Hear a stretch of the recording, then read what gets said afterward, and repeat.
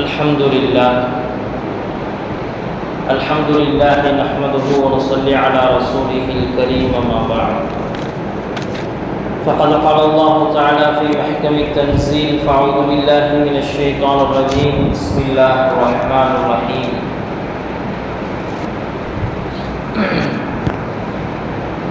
كنتم خير أمة أخرجت للناس تأمرون بالمعروف وتنهون عن المنكر وتؤمنون بالله. وقال تعالى وشددنا ملكه وآتيناه الحكمة وفصل الخطاب. صدق الله العظيم. وقال نبينا عليه الصلاة والسلام إذا ضيعت الأمانة فانتظر الساعة أو كما قال صلى الله عليه وسلم. கண்ணியமிக்க அல்லாஹ்வின் நல்லடியார்களே, நாம் ஏற்றிருக்கக்கூடிய இந்த இஸ்லாமிய மார்க்கம், இந்த தீனுல் இஸ்லாம், இது நம்முடைய முன்னோர்களுடைய சொத்து கிடையாது. மாறாக இந்த தீன் அல்லாஹ்வுடைய மார்க்கம். இந்த தீனை இந்த உலகத்தில் நிலைநாட்டுவது, இந்த மார்க்கத்தை பாதுகாப்பது, இது அனைத்தையுமே அல்லாஹ் தஆலா தன்னுடைய பொறுப்பில் வைத்திருக்கிறார். எனவே இந்த உலகத்தில் ஆட்சி அதிகாரத்தை பயன்படுத்தி இந்த மார்க்கத்தை அழித்து விடலாம் என்று வந்தவர்கள் அதே ஆட்சியிலேயே அவர்கள் அழிந்து போனார்கள். காசு பணங்களை வைத்து இந்த மார்க்கத்திற்கு எதிராக செயல்படலாம் என்று நினைத்த காரூனை போன்றவர்கள் அதே காசு பணங்களால் அழிக்கப்பட்டார்கள். சூழ்ச்சிகள் செய்து எப்படியாவது இஸ்லாத்தையும் இஸ்லாமியர்களையும் அழித்து விடலாம் என்று நினைத்தவர்கள் தங்களுடைய சூழ்ச்சி வலையிலேயே அவர்கள் சிக்கிக் கொண்டதாக பல்வேறு வரலாறுகளை நாம் பார்க்கிறோம். கண்ணியமிக்க அல்லாஹ்வின் நல்லடியார்களே, ஆக மொத்தத்தில் இந்த மார்க்கத்தை இந்த உலகத்தில் நிலைநாட்டுவது, இந்த மார்க்கத்தை பாதுகாப்பது, இது அல்லாஹ்வுடைய பொறுப்பு. இதற்காக அல்லாஹ் சுப்ஹானஹு வ தஆலா நபிமார்களை இந்த உலகிற்கு அனுப்பினார்.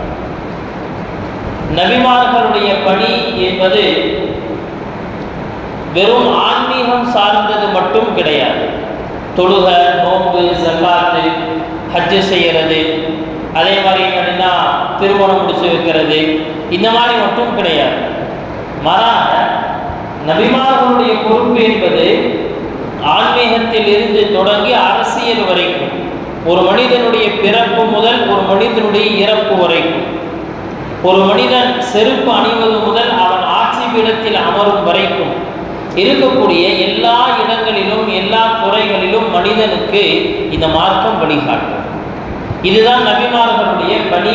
அந்த நபிமார்களுடைய பணியை அவரவர்கள் செவ்வன செய்துவிட்டு முடித்தார்கள். அல்லாஹ் சுப்ஹானஹு வ தஆலா பெரும்பாலான நபிமார்களுக்கு ஆட்சியை தரவில்லை என்றாலும் கூட அல்லாஹ் தஆலா சில நபிமார்களுக்கு ஆட்சியையும் கொடுத்தார். அதில் குறிப்பாக நாம் பார்க்கிறோம், ஹஜ்ரத் யூசுப் அலைஹிஸ்ஸலாம் அவர்களுக்கு ஆட்சியினுடைய சில பொறுப்புகளை கொடுக்கிறார்.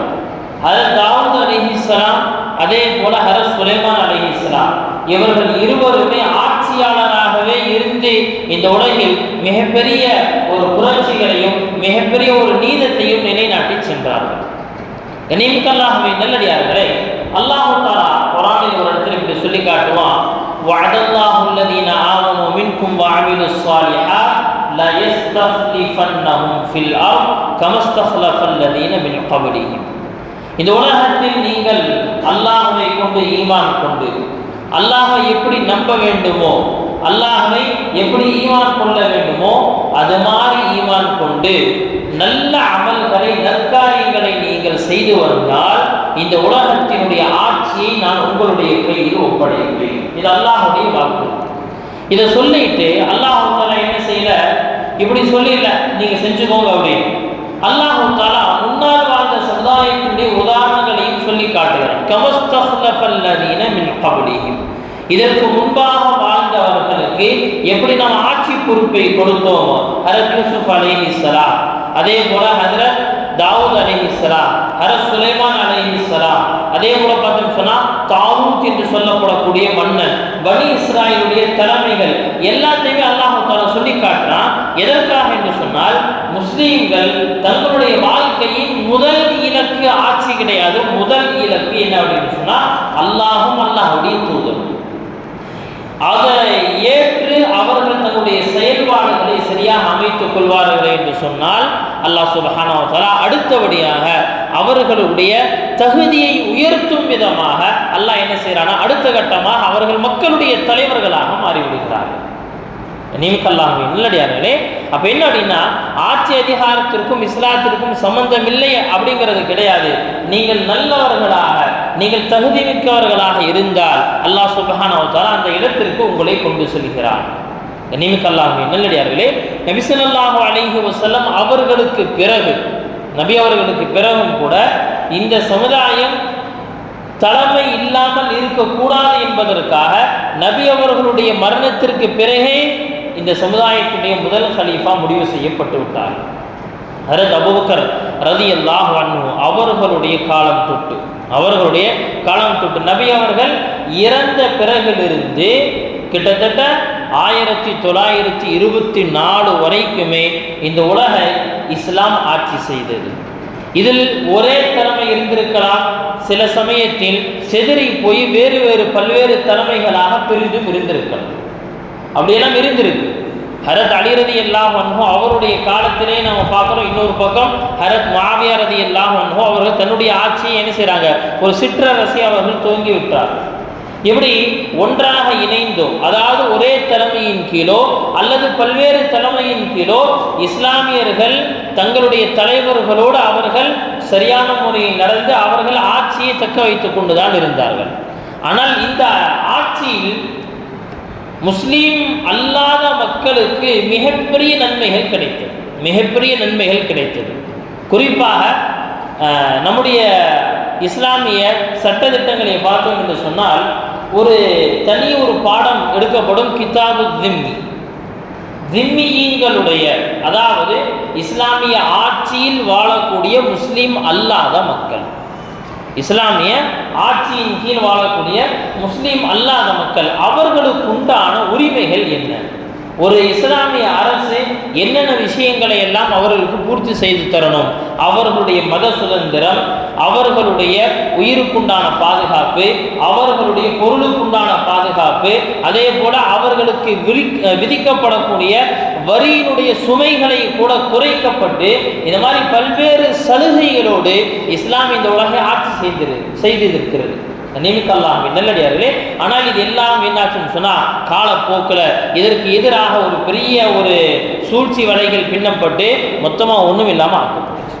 அதற்கு பிறகு இன்றைக்கு நாம் வாழக்கூடிய இந்த காலகட்டத்தில் மக்களின் குரலாக ஒலிப்பது அப்படின்னு சொன்னால் ஜனநாயக ஆட்சி முறை, டெமோக்ரஸி அப்படின்னு சொல்ல வரோமே, அந்த ஜனநாயக ஆட்சி முறையினால் இன்றைக்கு என்ன அப்படின்னு சொன்னால் மக்களின் குரலாக இருக்கு.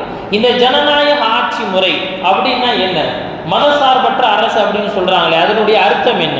இந்த டெமோக்ரஸி என்று சொல்லப்படக்கூடிய இது ரொம்ப சிம்பிளா நம்ம இப்படி விளங்கிக்கலாம்.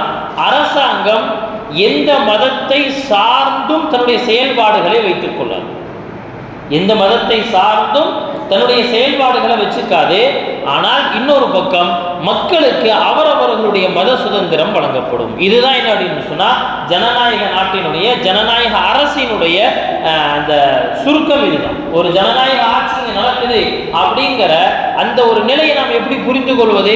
அரசாங்கம் எந்த மதத்தையும் என்ன செய்யலாம், தன் மீதோ அல்லது மக்களின் மீதோ திணிக்காது. ரெண்டாவது, மக்களுடைய மத சுதந்திரத்தில் எந்த தலையீட்டையும் செய்யாது.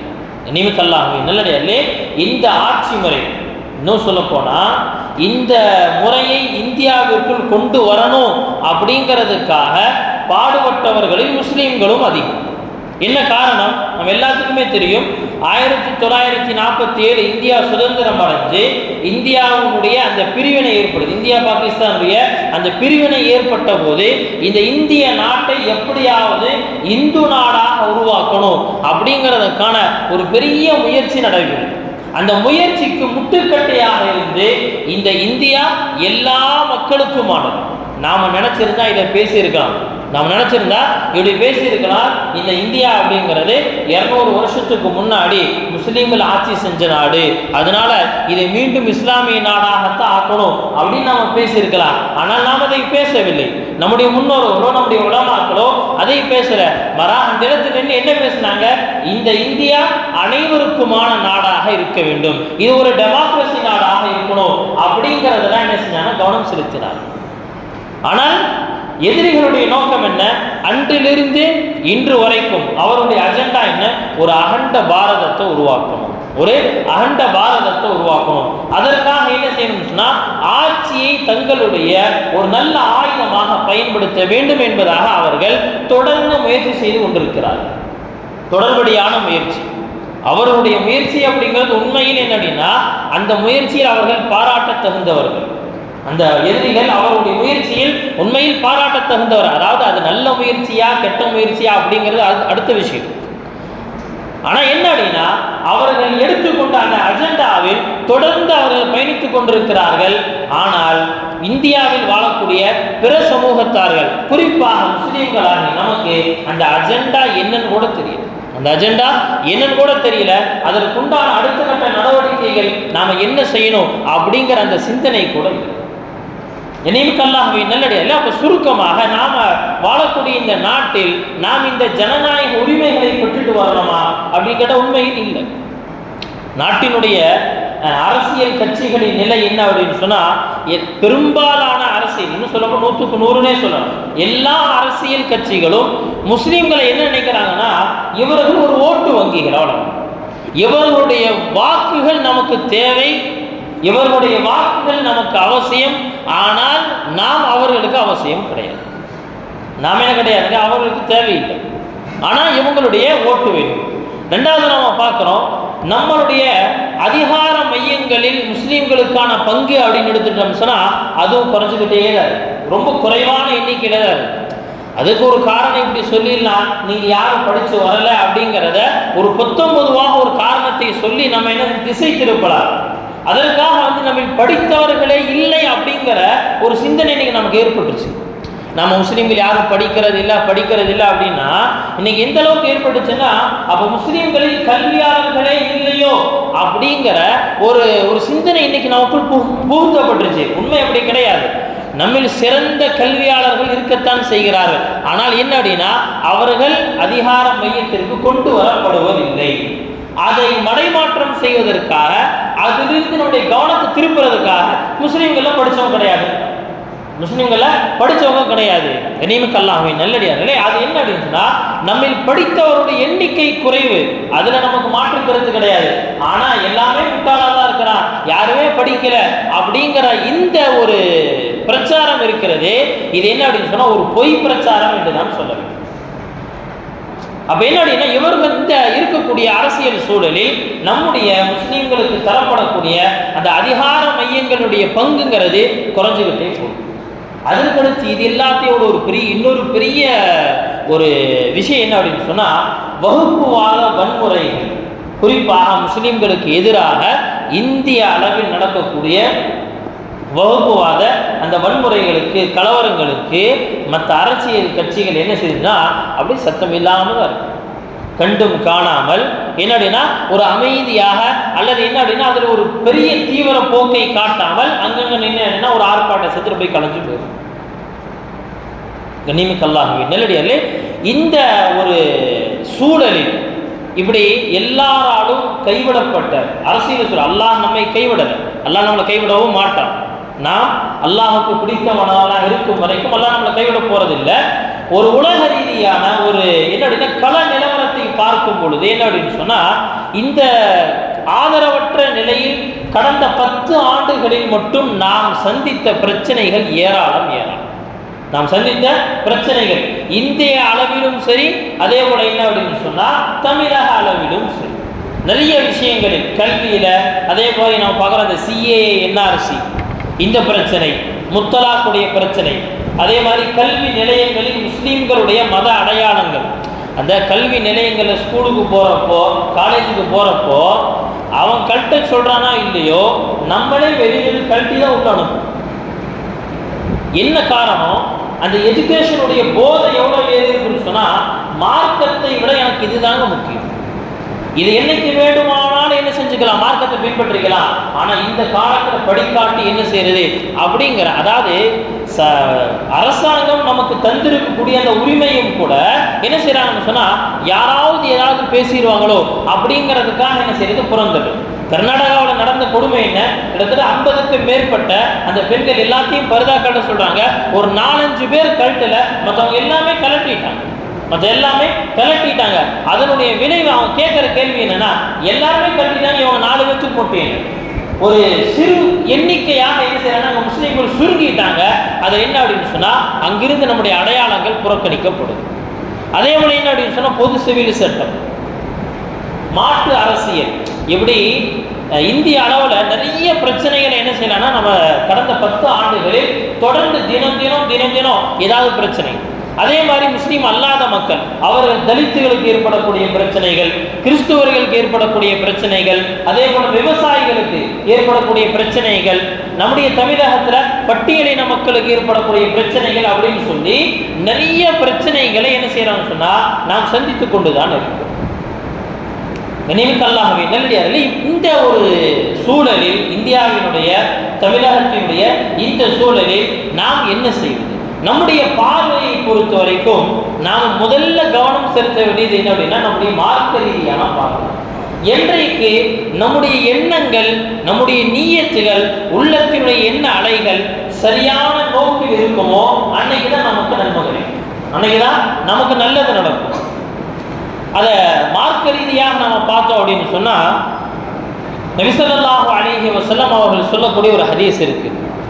மன் கானத்தி துன்யா ஹம்முஹு, யாருடைய எண்ணங்கள், யாருடைய சிந்தனைகள் எப்போ பார்த்தாலும் உலகம் உலகம் உலகம், சம்பாதிக்கணும், காசு காசு காசு, வீடு கட்டணும், கார் வாங்கணும், பங்களா வாங்கணும், எப்பொழுதுமே இதே சிந்தனையில் இருக்கிறார்கள் என்று சொன்னால் இந்த கட்சிக்கு என்ன செய்யறாங்க, நான் ஆதரவு அளிக்கிறேன். என்ன காரணம்? அவன் தந்திருக்கக்கூடிய ஓட்டுக்கான காசு. இந்த கட்சிக்கு நான் ஆதரவு அளிக்கிறேன். என்ன காரணம்? அவன் தந்திருக்கக்கூடிய 2 சீட்டுகள். இந்த கட்சிக்கு நான் ஆதரவு அளிக்கிறேன். என்ன காரணம்? அவன் தந்திருக்கக்கூடிய சில இலவச பொருட்கள். இப்படி என்ன அப்படின்னா இந்த ஆட்சிக்கு விசுவாசமா இருக்கிறதுக்கு உண்டான காரணம் என்னன்னா வெறும் உலகத்துடைய லாபம்.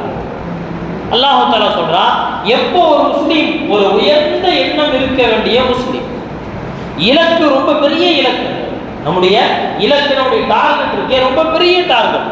இந்த உலகத்தை நாம் கழிக்க வந்திருக்கிறோம், இந்த உலகத்தில் நாம் வாழவோ அல்லது வாழ்ந்து இந்த உலகத்தில் மூழ்கவோ. ஒரு மூமினுடைய உதாரணத்தை அழகா சொல்லுவாங்க. அல்லாம தஃபீ உஸ்மானி தாமத் பரக்காத்தும் தன்னுடைய கிதாப்ல இந்த உதாரணத்தை எழுதுவாங்க. ரொம்ப அழகான உதாரணம் என்ன தெரியுமா? ஒரு முஃமினை பொறுத்த வரைக்கும் அவன் கடலில் பயணம் செய்யக்கூடிய ஒரு கப்பலை போன்றவன், கடலில் பயணம் செய்யக்கூடிய ஒரு கப்பலை போன்றவன். கப்பல் தண்ணீர தான் போகும், கப்பல் தண்ணீர தான் போகும். தரையில வச்சா என்ன ஆகுது? அந்த கப்பல் போகாது, அந்த கப்பல் பயணிக்காது, தண்ணீர் தான் போகும். தண்ணீர் பயணிக்கக்கூடிய அந்த கப்பல் அந்த கடலை கிழித்து கொண்டு என்ன செய்யணும், அப்படியே பயணம் செஞ்சு போய்கிட்டே இருக்கும். எது வரைக்கும் தெரியுமா அது தன்னுடைய பயணத்தை வெற்றிகரமாக முடிக்கும்? கடலினுடைய தண்ணீர் தனக்குள் வராமல் இருக்கும் வரை, கடல் தண்ணீர் அந்த ஷிப்புக்குள்ள வராமல் இருக்கிற வரைக்கும் அந்த படகு, அந்த கப்பல் என்ன செய்யணும் சொன்னா தன்னுடைய பயணத்தை வெற்றிகரமாக முடிக்கும். எப்போ அந்த கடல் தண்ணீர் அளவுக்கு அதிகமாக உள்ள வர ஆரம்பிச்சோ அதே இடத்தில் மூழ்கிவிடும். அது கடற்கரையாக இருந்தாலும் சரி, நடுக்கடலாக இருந்தாலும் சரி, அந்த கப்பலுக்கு பலனே கிடையாது. அதே போலதான் ஒரு மூமினை பொறுத்த வரைக்கும் இந்த உலகத்தை எல்லாத்தையும் விட்டுட்டு அப்படின்னா ஓரமா காட்டு உட்கார்ந்துக்கிறேன், இப்படியெல்லாம் வாழ முடியாது. இப்படி வாழ்ந்த ஒரு மூமினாக இருக்க முடியாது. அப்படியே மொத்தமா காட்டு உட்கார்ந்துக்கிறது அவருக்கு பேர் இஸ்லாம் அல்ல. அவர் இஸ்லாத்தினுடைய ஏதோ ஒரு சில அங்கங்களை மட்டும் எடுத்திருக்கிறார், முழுமையான முஸ்லீம் அல்ல. அவர் உலகத்தில் பயணிப்பார். உலகம் என்ற கடலில் கப்பலை போல ஒரு மூமின் பயணிப்பார். அவன் எதுவரைக்கும் அதில் வெற்றி காண்பான்? அந்த உலகம் என்று சொல்லப்படக்கூடிய அந்த தண்ணீர் மூமினுடைய உள்ளத்திற்குள் அளவுக்கு அதிகமாக நுழையாத வரை. அப்ப நம்முடைய இலக்குகளும் நம்முடைய எண்ணங்களும் சரியாகும். ஒரு கட்சிக்கு ஓட்டு போறோம் அப்படின்னு சொன்னா அந்த கட்சிக்கு ஓட்டு போடுறதுங்கிறது எதுவும் காசுக்காகவோ அதிகாரத்துக்காகவோ ஆட்சிக்காகவோ இல்லை. மாறாக அப்படின்னு சொன்னா அநியாயத்திற்கு எதிராக இந்த கட்சி நமக்கு ஆதரவளிக்கும், இவர்கள் எதிராக குரலை கொடுப்பார்கள் அப்படிங்கிற ஒரே காரணத்திற்காக மட்டும்தான், வேற எந்த நோக்கமும் இருக்கக்கூடாது. அதனால தான் அல்லாஹ் தஆலா நபி அவங்க சொன்னாங்க, மன் கானத் நிய்யத்துஹு மன் கானத்தி துன்யா நிய்யத்துஹு, யாருடைய உள்ளத்தினுடைய எண்ணம் உலகமாக மாறிவிடும், ஷத்தத்தல்லாஹு அம்ரஹு, அல்லாஹ் அவர்களை சிதறடித்து விடுவான். இந்த வார்த்தையை அப்படியே இஸ்லாமிய கட்சிகளோட இஸ்லாமிய அமைப்புகளோடு அப்படியே பொருத்தி பார்க்கணும். அல்லாஹ் அவர்களுடைய செயல்களை அவர்களை அல்லாஹ் தஆலா சிதறடித்து விடுவான். சிதறி கிடக்கிறோமா இல்லையா? உண்மையிலே சொல்லுங்க, சிதறி கிடக்கிறோமா இல்லையா? ஏன்? ஒவ்வொருத்தருடைய நோக்கம் வேறு, ஒவ்வொருத்தருடைய நோக்கம் வேறு. சரி, இந்த சிதறி கிடப்பவர்கள் எல்லாமே ஏதாவது ஒரு எண்ணத்தில் ஒரு விஷயத்தில் ஒன்று சேர்றாங்களா அப்படின்னு கேட்டா அதுவும் இல்லை. நாங்கள் ஒவ்வொரு களத்தில் வேலை செய்யணுங்கிறதுக்காக பிரிஞ்சிருக்கிறோம், ஓகே, தாராளமாக செய்யுங்க. ஆனால் ஒரு இடம், ஒரு அதிகாரம் என்று வரும் பொழுது இந்த இடத்துல எல்லாம் ஒன்று சேர்ந்துவோம், நாம் நமக்குள் பிரித்துக் கொள்வோம். ஆனால் நம்முடைய அதிகாரத்தை கேட்பதற்காக அந்த இடத்துல நாங்கள் எல்லாமே போய் சேர்ந்து நிற்கணும் அப்படின்னு வரும் பொழுது முஸ்லிம்கள் என்ன செய்யறாங்க? எல்லாம் பேப்பாங்க. ஏன் கட்சி கொடிதான் முன்னாடி இருக்கணும், என்னுடைய தலைமை என்ன சொல்லுதோ அதுதான் நடக்கணும் அப்படிங்கிற அந்த சுய லாபங்கள் முன்னாடி இருக்கு. அல்லாஹ் நம்மை சிதறடிக்க செய்து விட்டார். அவருடைய கண்களுக்கு முன்பாக வறுமையின் பயத்தை போட்டு விடுவார். இது அப்படியே அந்த அரசியல் கட்சிகளோடு ஒப்பிட்டு பார்த்தோம் என்று சொன்னால், எங்க எனக்கு சீட்டு கிடைக்காம போயிருமோ, அவர் முன்னாடி வந்துட்டா எனக்கு சீட்டு கிடைக்காம போயிருமோ அப்படிங்கிற அந்த பயத்தோடயே தான் இருக்கும். நல்லடியார்களே, அப்படி நேர் மாற்றமாக யாருடைய நியத் ஆகிரத்தாக இருக்குமோ ஜமஅல்லாஹு அம்ரஹு, அல்லாஹ் அவருடைய காரியங்களை கைகூட செய்கிறார், அவருடைய காரியங்களை லேசாக்குகிறார். ஆனால் இது இல்லை. என்ன காரணம்? நம்முடைய எண்ணங்கள் சரியாக இல்லை. நல்லடியார்களே, அதனால இந்த வரக்கூடிய ஏப்ரல் 23 நம்ம ஓட்டு போட போறோம் அப்படின்னு சொன்னா நம்முடைய எண்ணங்களை முதலில் சரி செய்யணும். எதற்காக? அநியாயத்திற்கு எதிராக யார் குரல் கொடுப்பார்களோ அவர்களுக்கு நாம் வாக்களிப்போம். நாம் எந்த கட்சியில் வேண்டுமானாலும் இருப்போம், யாரை வேண்டுமானாலும் நேசிப்போம், யாரை வேண்டுமானாலும் நீங்க தலைவர்களாக என்ன அந்த கட்சியில சேர்ந்திருந்துக்கலாம். ஆனால் அநியாயத்துக்கு எதிராக குரல் கொடுப்பவர்கள் யார் அப்படிங்கிறத பார்த்து என்ன செய்யணும் சொன்னா அவர்களுக்கு நம்முடைய வாக்குகளை ஒன்று சேர்க்க வேண்டும். நல்லடியார்களே, இந்த வாக்கு அப்படிங்கிறத ஷரியத்துடைய பார்வையில் ஏற்கனவே கடந்த வாரத்தில் கூட சொல்லியிருந்தேன். இது என்ன அப்படின்னு சொன்னா, இது ஒரு சாட்சி சொல்வதை போல, ஒரு ரெக்கமெண்ட் பண்ணுவதை போல. இன்னும் உலமாக்கள் இதை என்ன செய்யறாங்க, ஒரு படி மேல என்ன செய்யறாங்க சொல்றாங்க, இது ஒரு அமானிதம், இது ஒரு அமானிதம். நபி அவங்க ஒரு சமயத்தில் சொன்னாங்க, இதா துய்யாத்தில் அமானா ஃபந்ததிரிஸ் ஸாஅ, அமானித மோசடி நடைபெற்று விட்டால் நீங்கள் கியாமத்துடைய நாளை, உலகத்தினுடைய அழிவை எதிர்பார்த்துக் கொள்ளுங்கள் அப்படின்னு சொன்ன உடனே ஒரு சஹாபி கேட்டாங்க, ஒமா இதாஅத்துஹா யா ரசூலல்லாஹ், அமானித மோசடி அப்படின்னா என்ன அர்த்தம்? அமானித மோசடினா என்ன அர்த்தம்? நபி அவங்க சொன்னாங்க, தகுதியற்றவர்களிடம் பொறுப்பை கொடுப்பது, தகுதியற்றவர்களிடம் பொறுப்பை ஒப்படைப்பது. இது என்ன சொன்னாங்க? இதுதான் அமானித மோசடி. சொன்னாங்க, இந்த காரியத்தை நீங்கள் செய்து விட்டால் தகுதியற்ற நபர்களை, சமுதாயத்தினுடைய துரோகிகளை, சமுதாயத்திற்கு எதிராக செயல்படுபவர்களோடு யார் கைகோர்த்து நிற்கிறார்களோ அவர்களை நீங்கள் ஆட்சியில் அமர வைத்து விட்டால் ஃபந்ததிரிஸ் ஸாஅ, நீங்கள் கியாமத்தை எதிர்பார்த்துக் கொள்ளுங்கள் அப்படின்னா.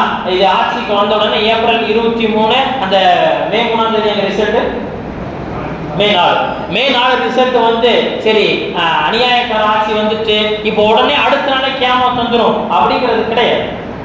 கியாமத்தை எதிர்பார்த்துக் கொள்ளுங்கன்னா மே 5 கியாமத் வந்துடும் அப்படிங்கிறது இந்த அதிக அர்த்தம் இல்லை. உலகத்தினுடைய அழிவை நீங்கள் பார்ப்பீர்கள், சிறுக சிறுக சிறுக சிறுக. இந்த கடந்த 10 ஆண்டுகளில் மத்தியில் ஆட்சியில் இருப்பவர்களுடைய அநியாயங்கள் இதுவரைக்கும் தொடரும்.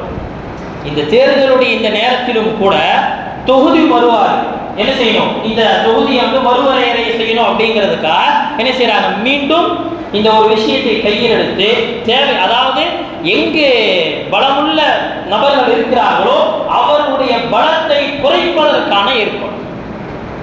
ஆளை அழிக்கிற வேலையெல்லாம் கிடையாதுங்க, ஆளுடைய சக்தியை குறைக்கிற வேலை, ஆளுடைய சக்தியை குறைக்கிற வேலை. இதே வேலையை இன்னைக்கு நாம செய்யணும். அவர்களுடைய சக்தியை பலவீனப்படுத்தக்கூடிய வேலையை செய்யணும், அவருடைய சக்திகளை பலவீனப்படுத்தக்கூடிய அந்த வேலையை நாம் செய்யணும். நபி ஸல்லல்லாஹு அலைஹி வஸல்லம் அவங்க ஹதீஸ்ல சொன்ன மாதிரி மன்ரா மின்கும் முன்கரன் ஃபல்யுகையிர்ஹு பியதி, உங்களை யாராவது ஒரு தீமை நடைபெற கண்டால் அதை தங்களுடைய கரங்களால் தடுங்கள். இது என்ன அப்படின்னு சொன்னா, ஒரு தீமையை தடுப்பதற்குண்டான முதல் தரம் என்பதாக நபி அவர்கள் சொல்றாங்க. முதல் தரம் என்ன, தீமை நடைபெற கண்டால் அதை உடைய கரங்களால் தடுங்கள். இன்னைக்கு நம்முடைய ஓட்டுகள் அப்படின்னு வரும்போது இந்த விரல்ல தான், அதுவும் இந்த கையில தான் இருக்கு. ஓட்டு அப்படிங்கிறது என்ன செய்ய, இந்த ஒரு விரல் புரட்சி இருக்கு. இந்த ஹதீஸினுடைய பார்வையில் என்ன செய்யறோம்னு சொன்னா, நாம் அநியாயத்திற்கு எதிராக, நல்ல ஞாபகம் வச்சுக்கோங்க, முஸ்லீம்கள் பிஜேபி எதிர்ப்பதற்குண்டான காரணம் அவர்களுடைய மதத்திற்கு அவர்கள் முன்னுரிமை கொடுக்குறாங்க அப்படிங்கிறது கிடையவே கிடையாது. எப்படி நாம் இஸ்லாத்தை நேசிக்கிறோமோ அதே போல அவர்கள் தங்களுடைய மதத்தை நேசிக்கிறார்கள், அவ்வளவுதான்.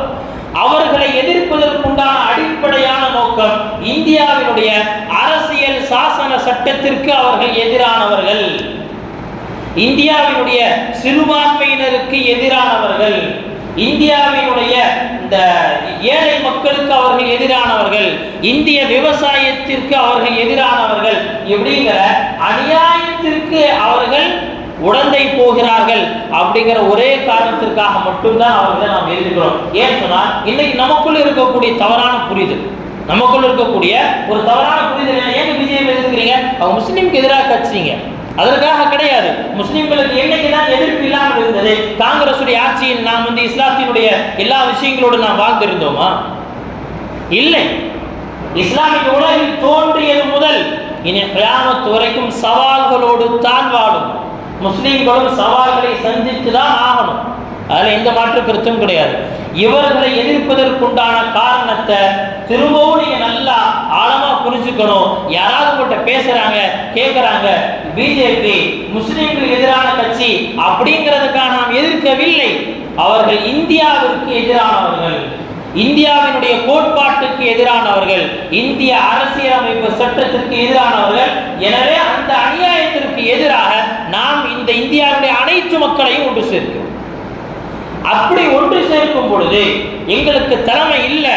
அந்த நேரத்தில் யார் இதற்கு பொறுப்பேற்று நிற்கிறார்களோ அவர்கள் முஸ்லீம்களாக இல்லை என்றாலும் கூட அவர்கள் அநியாயத்திற்கு எதிராக குரல் கொடுக்கிறார்கள் என்ற ஒரே காரணத்திற்காக அவர்களுக்கு நாம் வாக்களிக்கிறோம். புரிஞ்சுங்களா இந்த கான்செப்ட் என்ன அப்படின்னு? இதை நாம் தெளிவாக என்ன செய்யணும்னு சொன்னா, நாம் உள்வாங்கிக்கணும். நம்முடைய நீயத், இதை ஏன் திரும்ப சொல்றேன்னா, நான் ஓட்டு போடும் போது அந்த டிஎம்கேவுடைய ஏதோ பற்று எனக்கு இருக்கு அப்படிங்கிறதுக்காக இல்லை.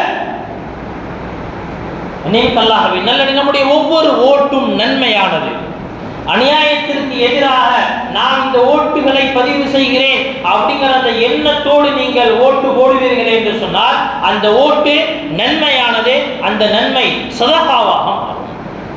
அநியாயத்திற்கு எதிராக யாரெல்லாம் போர்க்கொடி தூக்கினார்களோ அந்த லிஸ்ட்ல அல்லாஹ் நம்மையும் சேர்த்து விடுவார். எனவே வரக்கூடிய ஏப்ரல் 23 அந்த வாக்கு செலுத்த வேண்டிய அந்த நேரத்தில், அந்த நாளில் நாம் மிகவும் கவனமாக மிகவும் பொறுப்போடு இருந்து அல்லாஹ்விடத்தில் துஆ செய்து, எல்லாம் இந்தியாவினுடைய இந்த சூழலில் நாங்கள் அநியாயத்திற்கு எதிராக ஒன்று சேர்ந்திருக்கிறோம், யா அல்லாஹ் இந்த முயற்சியில் எங்களுக்கு நீ உதவி செய் என்ற எண்ணத்தோடு இந்த துஆவோடு நாம் என்ன செய்யணும் சொன்னால் இந்த தேர்தலை சந்திப்போம். அல்லாஹ் சுப்ஹானஹு வ தஆலா இந்த நாட்டிற்கு நல்ல ஆட்சியாளர்களை தந்தருவானாக. வ ஆகிரு தஅவானா அல்ஹம்துலில்லாஹி ரப்பில் ஆலமீன்.